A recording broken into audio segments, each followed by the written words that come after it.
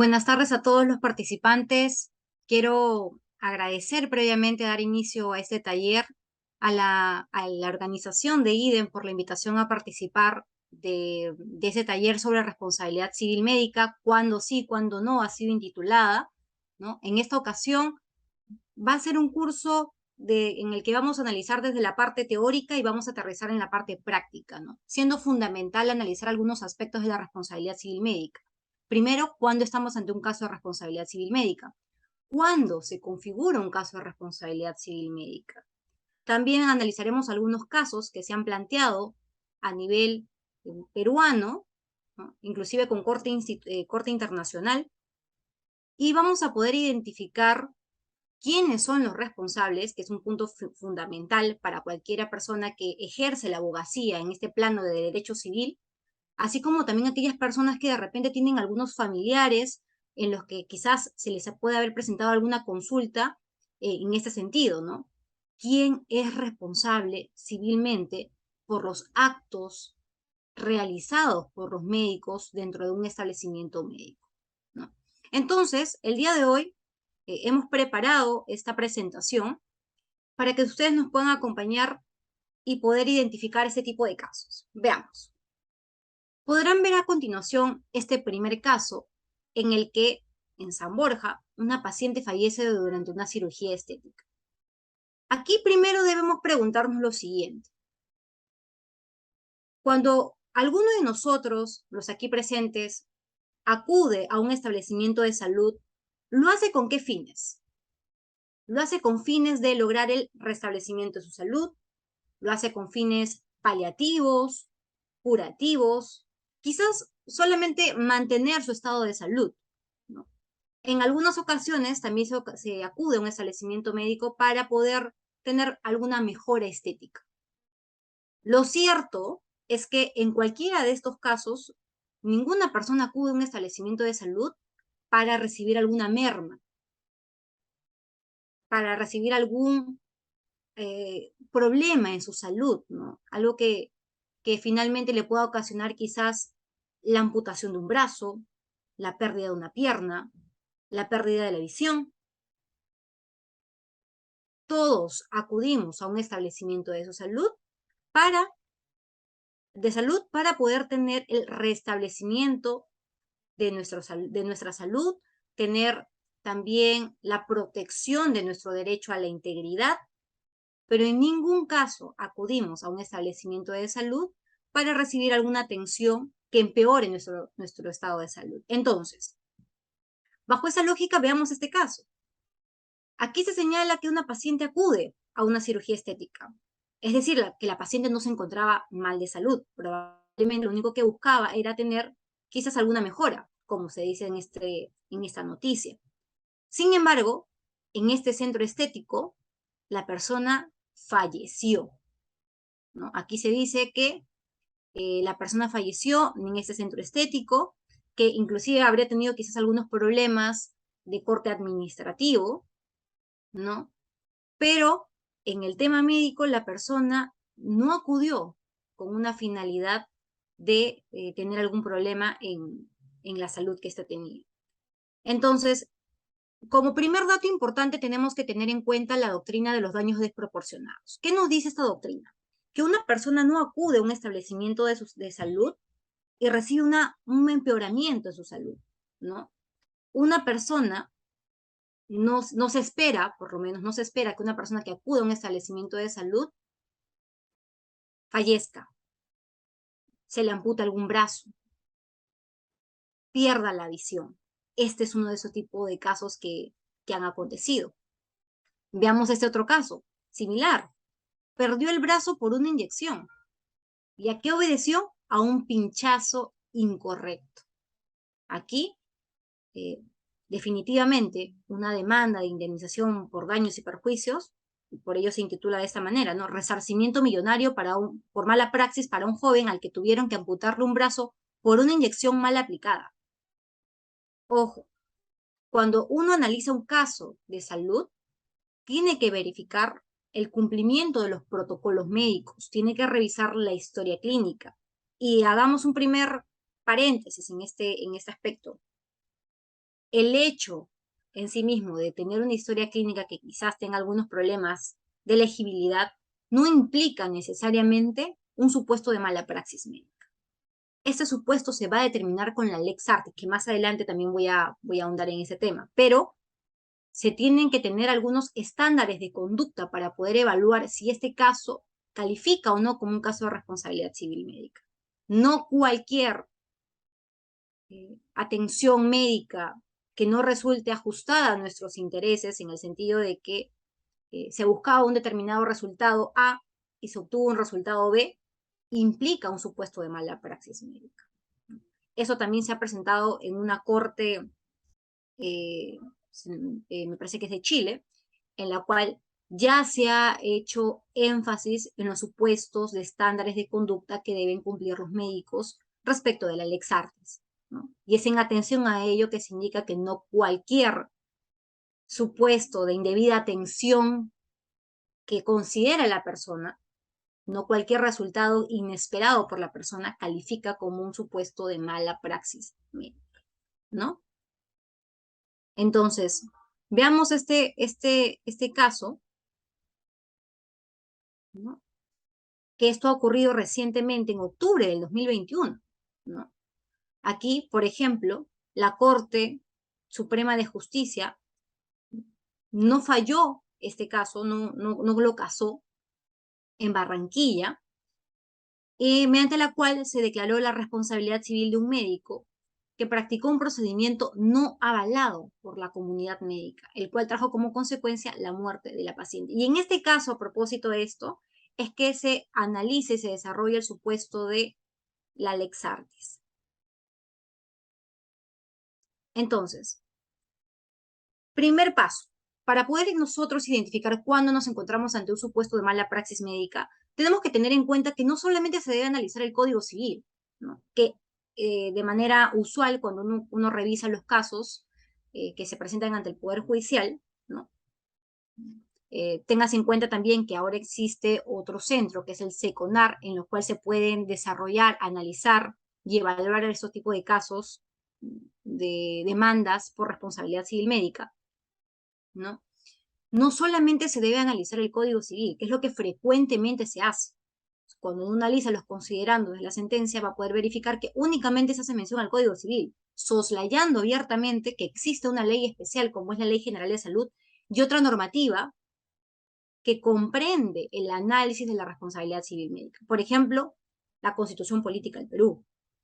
En la Constitución Política del Perú se señalan en el artículo 2 de manera clara y expresa que la persona tiene derecho a la vida, a su identidad, a la integridad, tanto moral como psíquica y física, y a su libre desarrollo y bienestar. En el artículo 7 también se señala el derecho a la salud y a la protección al discapacitado, ¿no? En cuanto al derecho de salud, se hace mención que todos tienen derecho a la protección a la salud.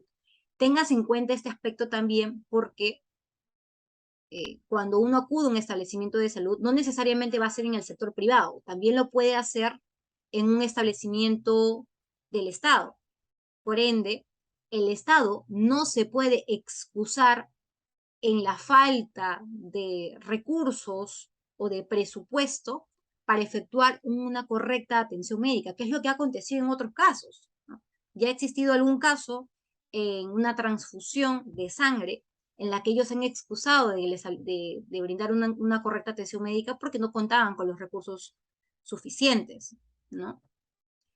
El artículo 9, también que hace mención a la Política Nacional de Salud, el artículo 11 y el artículo 65. Tengas en cuenta también que en el artículo 65, si bien se hace mención que el Estado defiende el interés de los consumidores y los usuarios, haciendo mención a que claramente nosotros, además de tener el derecho a la vida, a la integridad, ¿no?, a nuestra salud, podemos también ser pacientes consumidores, por lo cual podemos acudir a un establecimiento de salud y debemos recibir una atención, la atención que esperamos, ¿no? Prestación y contraprestación. Nosotros pagamos para recibir una correcta atención médica y debemos recibir una correcta atención. Entonces, tengas en cuenta también que existió una transferencia de facultades del INDECOPI hacia su salud, que hoy por hoy es la institución que analiza los casos de denuncias eh, de los centros de salud por supuestos de indebidas atenciones, por registros indebidos de historia clínica, ¿no? Por omisión en el registro de atenciones clínicas, por incumplimiento de protocolos, entre otros supuestos. Entonces, los pacientes hoy por hoy cuentan con esta institución especializada a la cual pueden interponer su denuncia y será en este campo en el que se analizará adecuadamente si se ha incurrido o no en un supuesto de alguna conducta infractora de acuerdo al reglamento de infracciones y sanciones de su salud. Si se verifica ello, se iniciará un procedimiento de investigación y se desarrollará este caso, ¿no?, solicitando los descargos de del establecimiento médico que pueda resultar el sujeto investigado y se determinará en ese caso qué ha acontecido.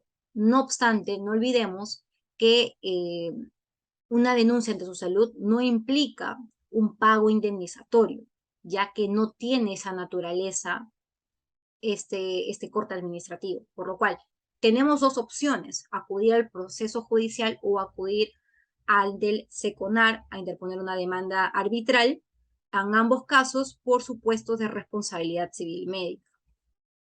Lo que va a ocurrir, independientemente del campo en el que nos encontremos, ya sea arbitraje, ya sea a nivel judicial, lo que va a acontecer es que para poder determinar cuándo nos encontramos ante un caso de responsabilidad civil médica, el juzgado o la autoridad tiene necesariamente que identificar todos los elementos de la responsabilidad civil, porque en estos casos tiene que existir concurrencia. Si no existe concurrencia de la responsabilidad, de los elementos de la responsabilidad civil, no nos encontramos ante un caso en el que se deba otorgar algún pago indemnizatorio. Estos presupuestos y o requisitos son necesarios para poder determinar el otorgamiento de una indemnización en el marco de un proceso judicial o en el marco del arbitraje. ¿Correcto?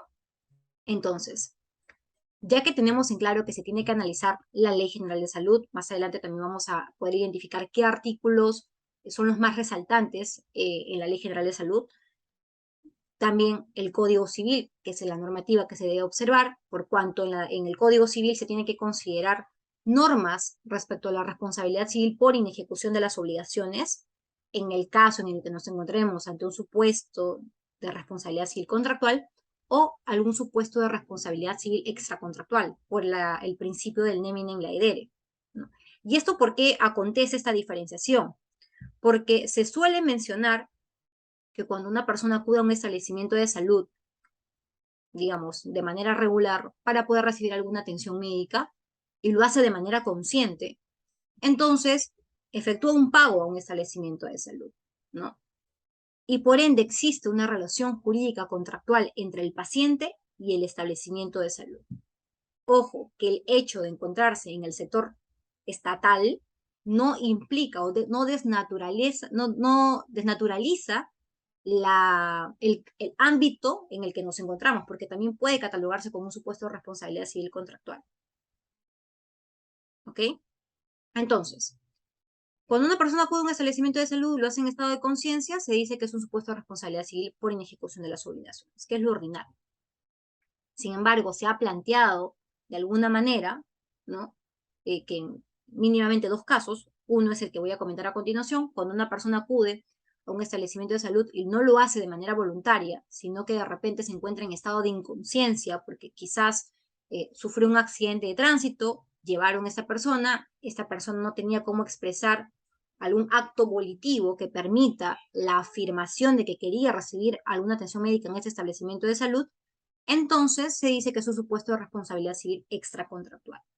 Sin embargo, si esta persona no efectúa algún pago, algunas personas han considerado que es un supuesto de responsabilidad civil extracontractual, que hace un momento mencioné que no debería ser de esa manera, ¿no? Y otro caso que se suele presentar también es que debido a que en el marco de las relaciones jurídicas contractuales existen determinadas obligaciones en el contrato que deben cumplirse, cuando una obligación no se encuentra de manera clara y expresa en el contrato, se reputa como un supuesto de responsabilidad civil extracontractual. Entonces, bajo ese escenario, se ha intentado quizás forzar de alguna manera los supuestos de responsabilidad civil extracontractual, indicando, uno, que no está expresado de manera, de tal manera en el contrato, ¿no?, como una obligación específica, o dentro de esta misma vertiente, de ese segundo grupo, que todo supuesto de responsabilidad civil por inejecución de las obligaciones o algún ejercicio de la responsabilidad civil médica precisamente por la naturaleza de la atención médica que se brinda, siempre lleva implícito un deber genérico de no dañar a otra persona.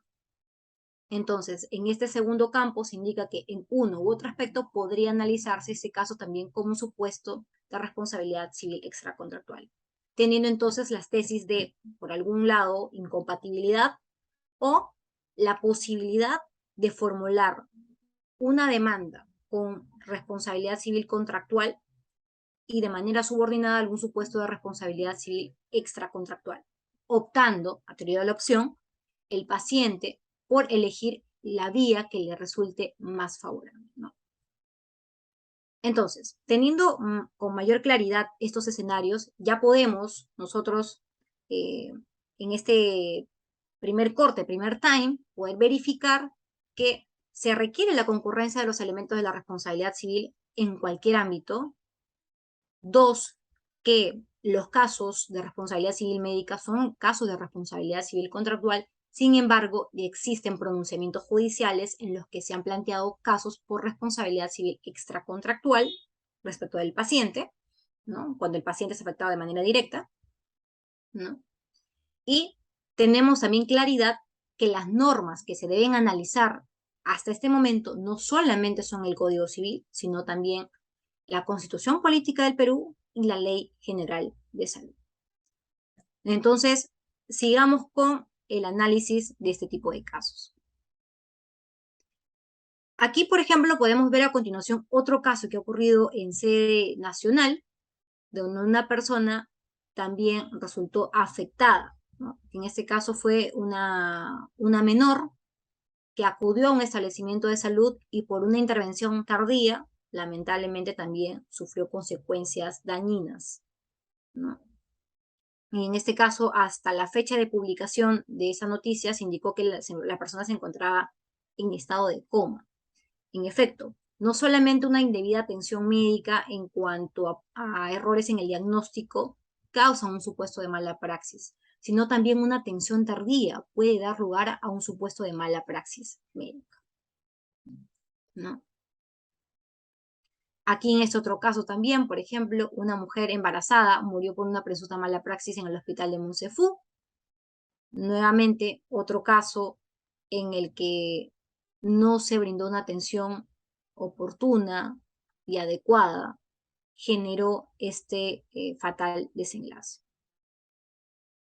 Ya teniendo mayor claridad sobre estos primeros aspectos, viendo el panorama que actualmente se enfrenta a nivel nacional sobre los supuestos de malas praxis, que son constantes, lamentablemente, ¿no?, tenemos que tener ahora en consideración qué es la mala praxis médica, ¿no?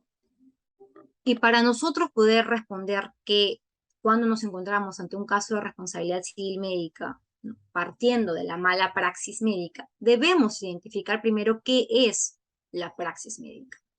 Y como he señalado en la diapositiva con la cual ustedes pueden verificar, ¿no?, esta cita indica que la praxis médica consiste en anunciar, prescribir, indicar o aplicar cualquier procedimiento directo o indirecto de uso en el diagnóstico, pronóstico y o tratamiento de las enfermedades de las personas o la recuperación, conservación y preservación de la salud de las mismas, el asesoramiento público o privado, así como las pericias que practican los médicos. Esto es, en líneas generales, la praxis médica.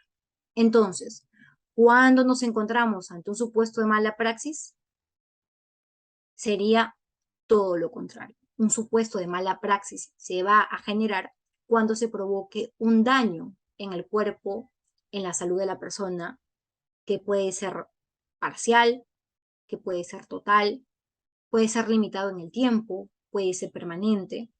Y todo ello se realiza como consecuencia de un accionar que puede ser, como bien dicen allí, imprudente, negligente, imperito, ¿no?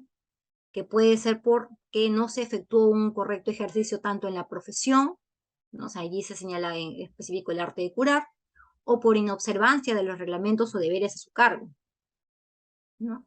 Entonces, cuando una persona acude a un establecimiento médico para recibir alguna atención médica, no lo hace con una finalidad de recibir daños en la salud de esta, que pueden ser parciales o totales. Que busca es el mejoramiento de su salud. Y si esto no se logra, no solamente porque la persona no busca el resultado esperado, sino porque existió y se logró identificar algún incumplimiento en los protocolos médicos, pues podríamos encontrarnos ante lo que se conoce como un supuesto de mala praxis médica. ¿Okay? Y para poder evaluar cuándo nos encontramos ante un supuesto de mala praxis, tenemos que considerar lo siguiente. ¿Qué es la lex artis? Este dato también resulta fundamental, ya que de manera común y hasta equivocada se suele indicar que, digamos, se presenta algún caso de una atención médica de salud por determinada enfermedad en el Perú. Existen protocolos médicos en nuestro país que se suelen realizar para esa atención.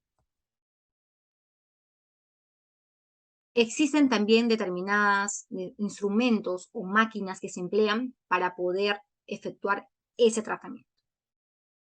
Entonces, cuando se analizan los casos de mala praxis, es cierto que se tiene que evaluar el protocolo, es cierto que se tiene que evaluar el estado de salud del paciente, pero se omite también considerar circunstancias que engloban al ejercicio o al acto médico para poder determinar si nos encontramos ante un supuesto de mala praxis. Y es allí donde nos encontramos ante un supuesto de lex artis.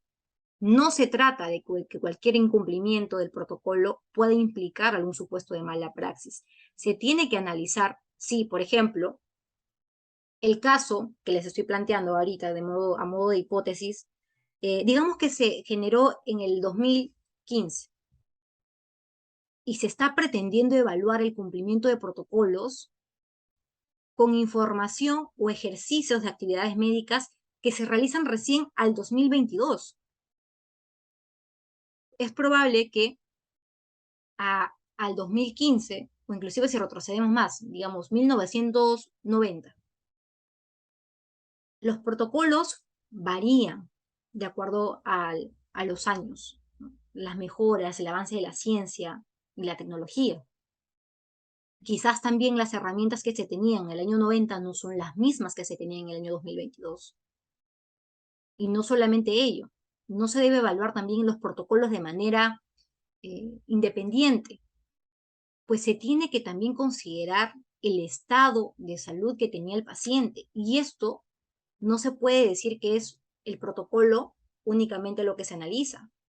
Si no se tiene en consideración el estado de salud del paciente, podríamos incurrir en un equívoco y considerar que se incurrió en un supuesto de mala praxis, porque probablemente quizás el paciente haya tenido algún resquebrajamiento en su salud, quizás eh, tenía algunos antecedentes médicos que se tienen que considerar para la determinación de la responsabilidad civil.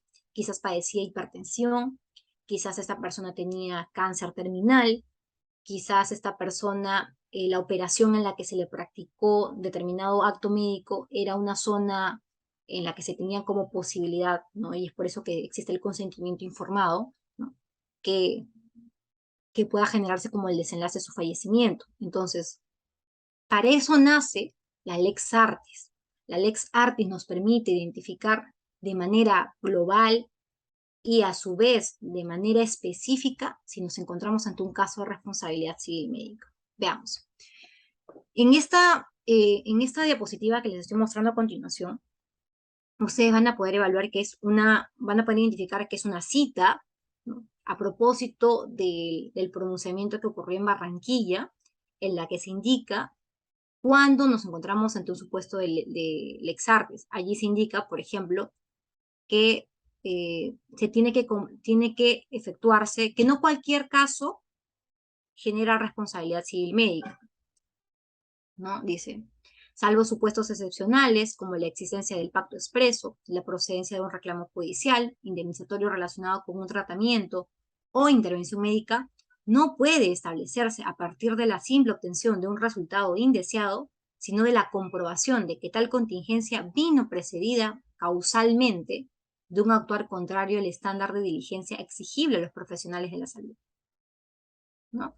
Por lo tanto, la imputación subjetiva de los galenos debe construirse comparando su proceder con el que habría desplegado un colega de su especialidad con un nivel promedio de diligencia, conocimientos, habilidades, experiencia, en caso de haberse enfrentado hipotéticamente al mismo cuadro clínico, ¿correcto? Entonces, esto explica, se indica, la referencia a una lex artis ad hoc, que no es otra cosa, y aquí subrayes esta idea que viene a continuación, no es otra cosa que evaluar la adecuación de las actividades del personal de salud de cara a la problemática específica de cada persona sometida al tratamiento, observando variables como su edad, comorbilidades, diagnóstico, entre otras que puedan identificarse para cada evento en concreto. Entonces, van a poder comprobar que cuando se analiza un caso de responsabilidad civil médica y se analiza la concurrencia, se requiere analizar de manera antecedente no solo el cumplimiento del protocolo, sino también la situación específica del paciente y si se tenían las herramientas adecuadas para esa intervención médica. Ojo que no estoy indicando que de repente este es un establecimiento de salud con posibilidades de atender intervenciones quirúrgicas para ese tratamiento y ese día justo no tenían una maquinaria, porque quizás se malogró. Este no es el caso. Nos estamos refiriendo a los avances de la ciencia y la tecnología de acuerdo al contexto en el que se practica el acto médico, considerando la edad, las comorbilidades, el diagnóstico y la situación real de salud del paciente. Solamente así vamos a poder identificar si se ha cumplido adecuadamente con los protocolos médicos y si estamos o no ante un supuesto de mala praxis médica, ¿no?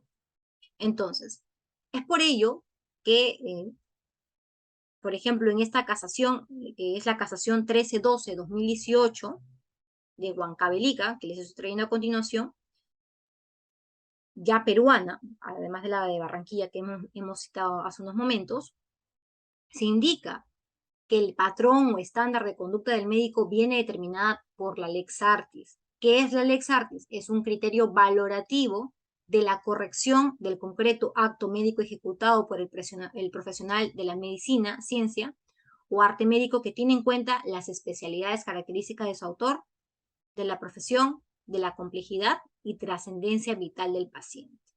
Solamente así vamos a poder identificar si nos encontramos con una técnica que se realizó conforme a las exigencias o requisitos que requería el paciente para ese específico acto médico.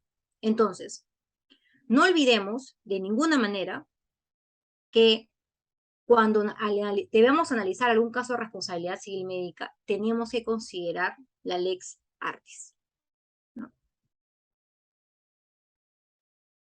Ahora vayamos a la siguiente diapositiva. ¿Quién es responsable de los daños que se generan por un supuesto de mala praxis médica? De acuerdo al artículo 36 de la Ley General de Salud, los profesionales, técnicos y auxiliares a que se refiere este capítulo, la ley especial, ¿no?, son responsables por los daños y perjuicios que ocasionen al paciente por el ejercicio negligente, imprudente o imperito de sus actividades, ¿no? No olvidemos entonces que si bien es cierto que se va a analizar el Código Civil, no debemos dejar de aplicar, en caso corresponda, la Ley General de Salud. En este otro artículo, que es el artículo 48 de la Ley General de Salud, ¿no?, se indica que el establecimiento de salud o servicio médico de apoyo es solidariamente responsable por los daños y perjuicios que se ocasionan al paciente. Nuevamente, se hace este énfasis, por el ejercicio negligente, imprudente o imperito de las actividades. Y ojo, que aquí ya es que se hace mención a aquellos profesionales, técnicos o auxiliares que se desempeñan con relación de dependencia. Y es esto lo que efectúa la solidaridad, tanto del establecimiento médico o el servicio médico de apoyo.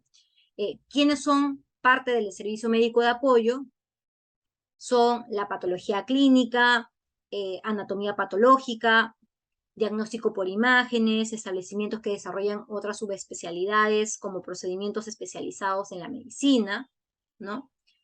Servicios de traslado de pacientes, centros ópticos, entre otros supuestos que podrían calificar como servicio médico de apoyo, ¿no?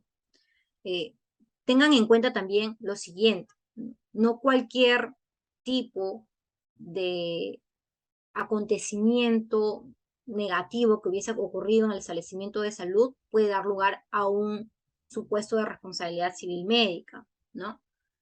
Entonces, si por ejemplo el médico está brindando una atención de intervención quirúrgica y se genera un apagón, uno podría alegar supuesto de caso fortuito, fuerza mayor, porque ocurrió este acontecimiento al que yo no sabía que iba a ocurrir. ¿Podría alegarse este escenario?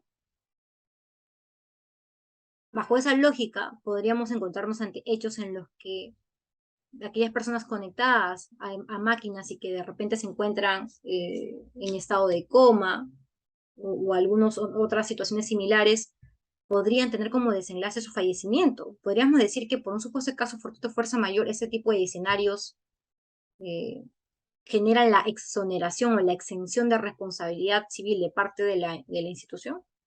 Considero que esto no resulta posible precisamente por la actividad que realizan los establecimientos médicos, ¿no?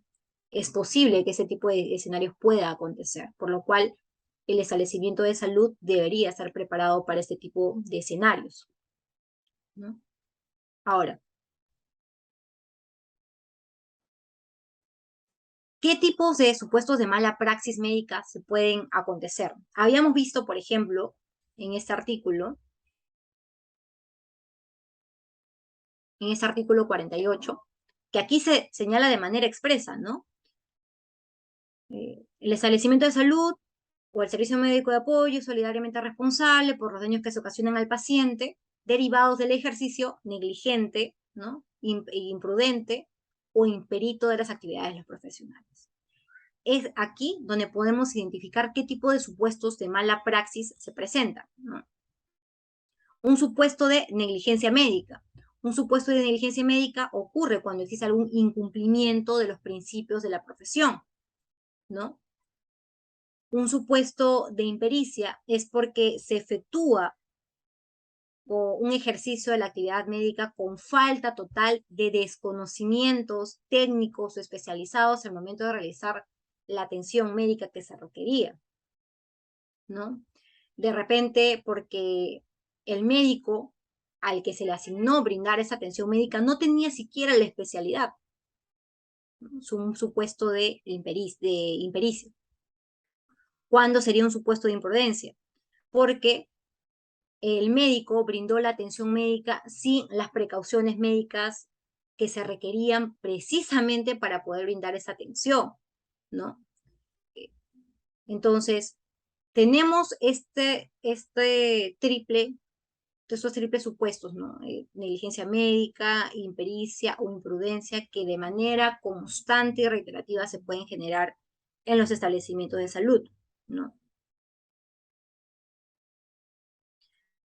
Sin embargo, no son, si bien es cierto que estas son las hipótesis, digamos, generales que se suelen presentar, podemos agrupar a estas mismas dentro de muchos escenarios concretos, como por ejemplo prescripciones médicas. A veces, en los casos de los establecimientos médicos, pueden brindar quizás eh, prescripciones médicas indebidas que generan, digamos, si una persona tiene la especialidad de médico dermatólogo, brinda brinda determinado medicamento y esta persona, y no le indican al paciente que pueden generarse alergias al momento de ser aplicada esta crema o estos medicamentos, estas pastillas, y se genera ese desenlace. O de repente un medicamento que quizás a la fecha tampoco resulta atendible para su estado de salud. Quizás ya no se suele aplicar. ¿No? Diagnósticos médicos equivocados también. ¿No? Una persona, ojo, no confundamos tampoco los diagnósticos médicos equivocados con los diagnósticos iniciales. Cuando una persona acude a un establecimiento de salud, si esta persona se encuentra en estado de conciencia, se le puede hacer una anamnesis, ¿no? Que consiste en identificar si esa persona tiene malestares, en qué zona corporalmente le duele, tiene malestares, para poder identificar qué diagnóstico inicial puede tener. Este diagnóstico se va a confirmar de manera posterior o va a ser cambiado atendiendo a si se le practicaron nuevos exámenes. Entonces, no necesariamente un diagnóstico inicial implica un diagnóstico médico equivocado. Otro caso concurrente son los supuestos de negligencias en el uso de la anestesia, ¿no? También acontece a que en un acto de intervención quirúrgica, de repente el anestesiólogo tiene que aplicar, ¿no?, determinadas dosis para que el paciente solamente, digamos, quede dormido para poder hacer este acto médico, pero ocurre en casos de negligencia donde esto pues se excede, existe algún exceso en la aplicación y pueden generarse problemas con resultados fatales, ¿no?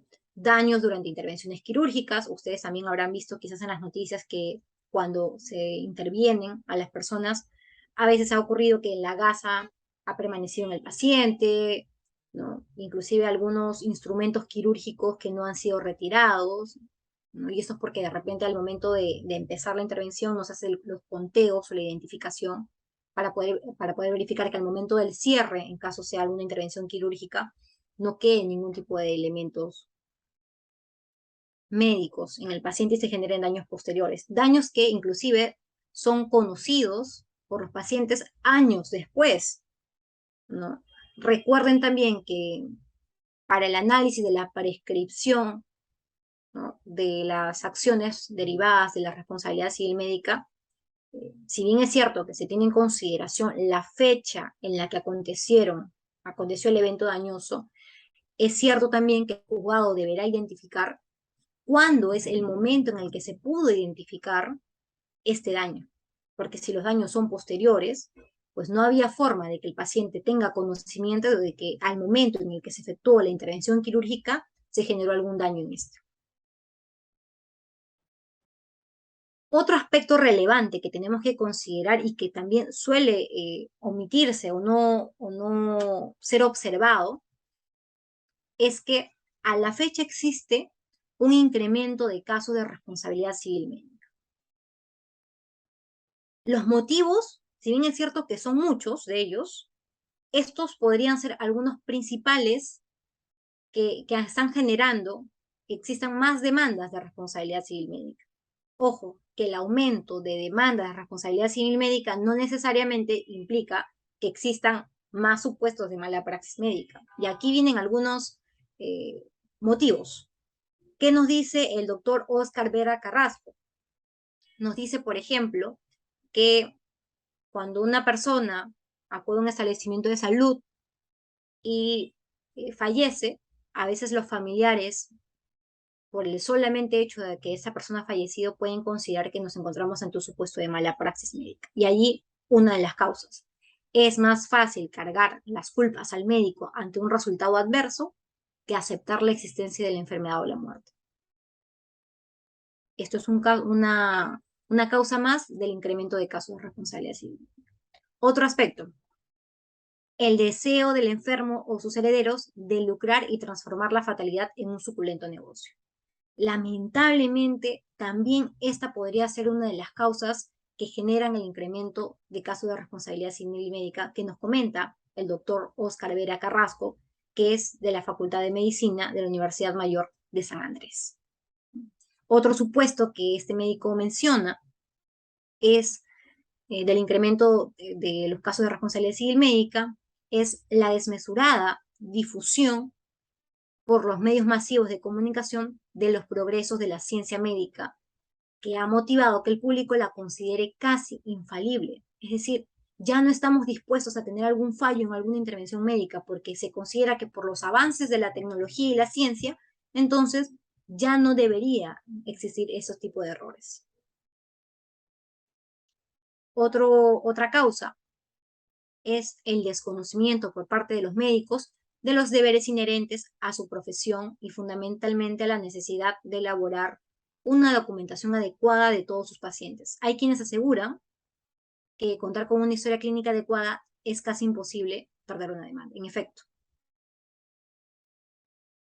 muchos de los pacientes o familiares de los pacientes considera que debido a que la historia clínica no resulta legible o que no se ha completado de manera correcta o por no tener los sellos de la historia clínica visados, entonces el médico no actuó de acuerdo a los protocolos e incurrió en un supuesto de mala praxis por negligencia, por impericia, ¿no? O por imprudencia. Sin embargo, esto no necesariamente es correcto. Debemos aquí hacer una bifurcación. No necesariamente la responsabilidad administrativa y que se va a analizar en un procedimiento administrativo sancionador ante la su salud, ojo, no necesariamente este camino implica de manera automática un supuesto de responsabilidad civil médica en el campo judicial o en el secundario.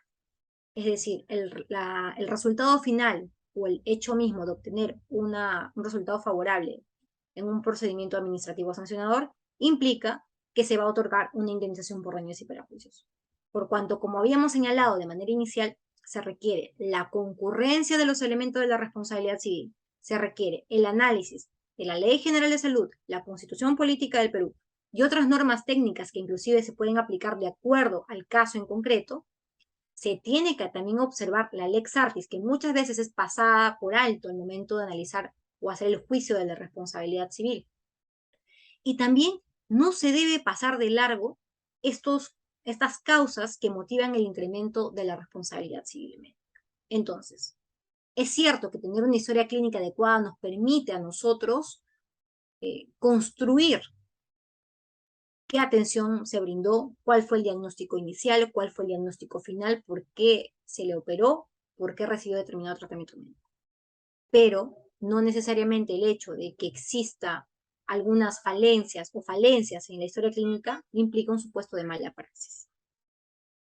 Estos son otros supuestos también, ¿no? Falta de información y consentimiento. En efecto, puede existir una adecuada atención médica brindada, pero quizás se omitió informar al paciente adecuadamente sobre los riesgos y puede dar lugar a demandas de indemnizaciones por daños y perjuicios, ¿no? Falta de empatía también, cuando la gestión por parte del médico de los sentimientos o expectativas de los ciudadanos tras haberse producido un efecto adverso resulta inadecuada. También esto favorece el incremento de casos de responsabilidad civil médica. Insatisfacción también puede ser uno de los escenarios, ¿no? Desproporción, esto a propósito también de la doctrina de los daños desproporcionados que comentamos de manera inicial, ¿no? Desproporción ocurre cuando se produce un daño desproporcionado por complicaciones raras o muy lesivas en el curso de un acto médico considerado como banal y poco importante. En efecto, una persona no puede acudir a un establecimiento médico a recibir una mejora en su salud y, ¿no?, por un tema estético, digamos, y salir sin un brazo amputado. Esto, indudablemente, nos hace traer a colación la doctrina de los daños desproporcionados. Otro aspecto también que nos menciona el médico Vera es la voluntad de evitar daños a otros en el futuro, ¿no? Algunos demandantes dan como principal motivo de su reclamación la voluntad de que el juez aplique medidas sancionadoras, ¿no? Para que no vuelva a repetirse. Y ojo, y esto en realidad trae a colación ya un tema mucho mayor también, que si bien es debatido a nivel de la doctrina respecto del otorgamiento del daño moral y el daño a la persona y el daño al proyecto de vida, sumamente cuestionado y que no tiene basamento en nuestro Código Civil, ¿no? Aquí claramente se indica que lo que buscan algunos demandantes es que no se vuelva a cometer algún acto similar, es decir, la sanción. Pero los casos de responsabilidad civil médica no tienen el efecto sancionatorio que sí tiene un procedimiento administrativo sancionador, por lo cual, si ya se impuso una multa a nivel administrativo, utilizar esta multa como parámetro para el otorgamiento de una indemnización en el campo de responsabilidad civil médica es un error, es un craso error que debe ser eliminado. No debe acontecer ese tipo de escenarios. Veamos ahora la siguiente norma, que es el artículo 22 de la Ley General de Salud. Este artículo, tengámoslo en cuenta, también debe ser considerado al momento de evaluar la responsabilidad civil médica. ¿Por qué? ¿Qué nos dice este artículo 22? Que para poder desempeñar actividades profesionales propias de la medicina, odontología, entre otros supuestos, se requiere tener el título profesional en los casos que la ley así lo establezca y cumplir con los requisitos de colegiación, especialización, licenciamiento y demás que dispone la ley. Este hecho también es pasado muchas veces por alto al momento de analizar este tipo de casos. Se tiene que tener en cuenta si el médico que operó tenía esa especialidad para hacerlo, ¿no? ¿Qué acciones legales podemos tener ante los casos de mala praxis médica? Tenemos tres vías, ¿no? La penal, la civil, ¿no? En su vertiente también de SECONAR, como mencioné hace unos momentos, y su salud, donde se analizan los casos de los procedimientos administrativos sancionadores. ¿Qué tipos de daños pueden reclamarse? Al igual que en cualquier caso de responsabilidad civil, en cualquier supuesto, se pueden reclamar daños materiales o daños morales.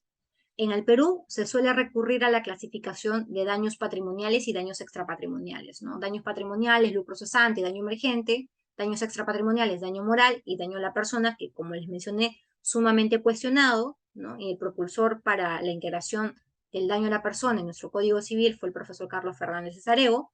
Hoy por hoy se suele invocar para el otorgamiento, para el incremento de la cuantificación de los daños extrapatrimoniales, el daño al proyecto de vida, que como mencioné desde mi posición no tiene alguna justificación o base en nuestra normativa, no está regulado, pero se viene otorgando a nivel judicial.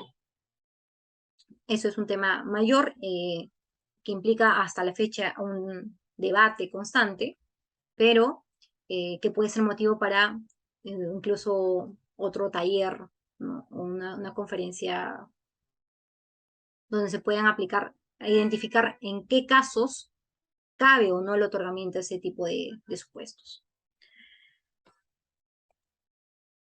¿Cuál es la prueba de los daños? Es otra pregunta que también debemos respondernos, porque cuando estamos ante un juicio de la responsabilidad civil, no solamente basta la concurrencia de los elementos de la responsabilidad civil, sino también hasta cuánto de indemnización se le debe otorgar a la persona que reclamó los daños. Entonces, el artículo 29 de la Ley General de Salud nos señala lo siguiente: el acto médico debe estar sustentado en una historia clínica veraz y suficiente que contenga las prácticas y procedimientos aplicados al paciente para resolver el problema de salud diagnosticado. Entonces, la historia clínica, aquí te explican cómo debe ser realizada, debe ser manuscrita, puede ser electrónica, ¿no? Debe contener la información mínima, determinadas especificaciones, características, y existe una obligatoriedad de parte del establecimiento de salud de contar con este documento, porque como les mencionaba, este documento permite la construcción o la reconstrucción de la historia total de la atención médica brindada al paciente desde su ingreso, inclusive antes de su ingreso, porque también contiene la identificación de los antecedentes médicos relevantes de esta persona. Entonces, ¿cuál es la prueba fundamental de los daños? La historia clínica. La historia clínica nos va a permitir al juez, ya sea que se requiera adicionalmente algún peritaje, ¿no? O alguna persona especializada que realice algún informe o alguna evaluación de la historia clínica, pero en general nos va a permitir identificar si se ha incurrido o no en un supuesto de mala praxis médica. El artículo 27, en línea del artículo 29 que hemos mencionado, también nos indica que el médico está obligado a brindar al paciente información sobre su diagnóstico, pronóstico, tratamiento y manejo de su problema de salud, así como sobre los riesgos y consecuencias de los mismos. Recordemos que uno de los supuestos de los incrementos de las demandas de la responsabilidad civil médica es precisamente la falta de información de parte del médico al paciente sobre la atención médica que se le brindó, sobre los riesgos en el acto médico que se le practica. Entonces, si bien es cierto que se analiza la historia clínica, como parte de también se tiene que analizar el consentimiento informado, porque allí contiene el acto que se va a practicar, así como las consecuencias de este acto y los riesgos por la práctica de esta intervención quirúrgica, por ejemplo, o el tratamiento médico que se le brinda al paciente. Otro punto también fundamental es este artículo 1762 del Código Civil, ¿no? Porque también suele ser invocado, pero esta normativa se aplica de manera específica, precisamente atendiendo a las circunstancias del caso.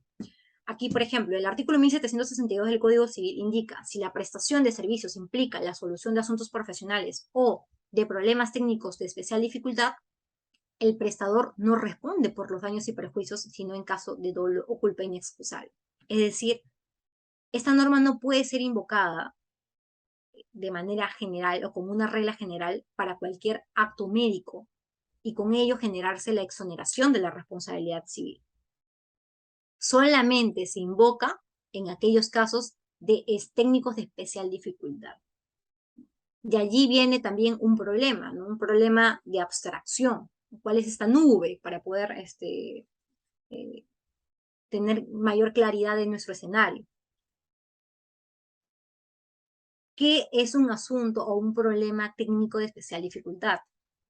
En esta casación que les he traído también para el análisis y reflexión de parte de ustedes, que es la casación 220-2013, se indica, ¿no?, que el supuesto de la norma contenida en el artículo 1762 del Código Civil exige que se trate de problemas técnicos de especial dificultad.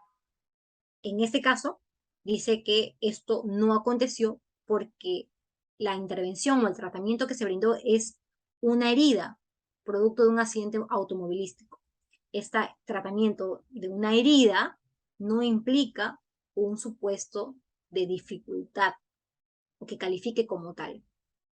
Entonces, no se puede presumir aquí, se indica, ¿no? Por tanto, presumirse que los médicos especializados tienen la suficiente experiencia para determinar cuándo procede el uso de uno u otro, calza de yeso, porque esto ocurrió en este caso, se colocó un yeso, ¿no?, y se invocó un supuesto de especial dificultad regulado en el artículo 1762 del Código Civil, ¿no?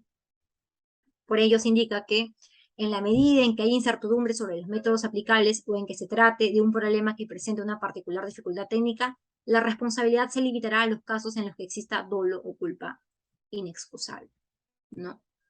Aquí también se hace mención y se resalta nuevamente la responsabilidad solidaria y se invoca nuevamente, en este caso, el artículo 1981 del Código Civil.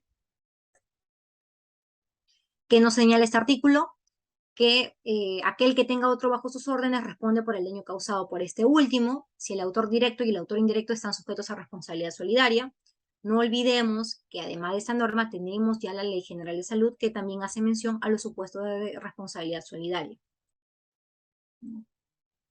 En esta casación nuevamente se indica, y tengan en cuenta esa conclusión a la que se arriba en la casación 220/2013 respecto de la solidaridad y sobre la responsabilidad civil contractual, ¿no? Aquí se indica que la entidad impugnante sostiene que se ha aplicado indebidamente el artículo 1981, pues esta norma es de aplicación para la institución de la responsabilidad civil extracontractual y no para la civil contractual, como resulta del presente caso. Sin embargo, la responsabilidad solidaria que le corresponde asumir a la entidad hospitalaria no se produce por el incumplimiento de un contrato, sino por el acto dañoso causado por el médico al no actuar con diligencia media, quien mantiene una relación contractual con la mencionada entidad. Entonces, el juzgado tiene que analizar debidamente la norma que corresponda al caso en concreto. Puede ser el Código Civil, puede ser la Ley General de Salud.